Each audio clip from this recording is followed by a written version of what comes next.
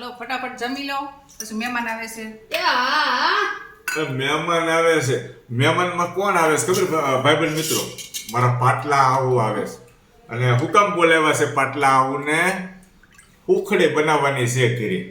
પાકો મારા પાટલા આવું ઉખડી છે ને એક નંબર બનાવે. બની શકે તો આપણે રેસીપી બતાવવાનો પ્રયત્ન કરશું.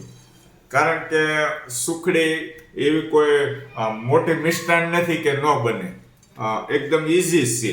પણ એ બનાવે છે ને એ ખાવાની ખરેખર એકદમ આમ સ્મૂથ, મોઢા મૂકીએ તો પાણી થઈ જાય, ગળનું જે પ્રમાણ એડ કરે, ગળ પણ ટૂંકમાં એ બધું આમ એકદમ મીડિયમ એમ મજા આવે. ખાતા ન ધરાવીને એ ટાઈપની બનાવે છે.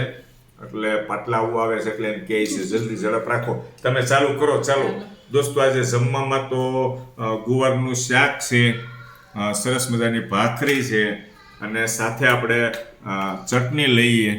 કાલે ખાધી હતી તો આજે ખાલી થઈ ગઈ, પાછી કાલે હવે બનાવવાની છે. અને સરસ મજા દેરાણીએ મરચાં બનાવ્યા છે દોસ્તો, ભરેલ મરચાં, અંદર મસાલો એડ કરેલો છે અને ખાવાની મજા આવશે. પેલા આમ લુખ્ખું ખાઈએ ને એ ટાઈપનું છે, મસાલો અંદર એડ કરેલો છે. જોઈએ આપણે.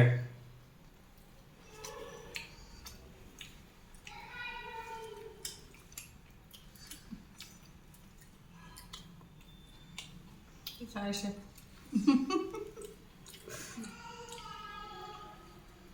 હસોડા તીખા નથી. હા તો મજા આવી. નહીં તો ભાખરીનું બટકું નથી લીધું. હે દેરાણીએ અંદર શું મસાલો એડ કર્યો છે, એક બટકું ખાધું ને આમ મજા આવી ગઈ. પણ હવે તમને સાચું કહું ને તો આ મરચું સંબંધી નથી થયું, ત્યારે મોઢું બળે છે મારું.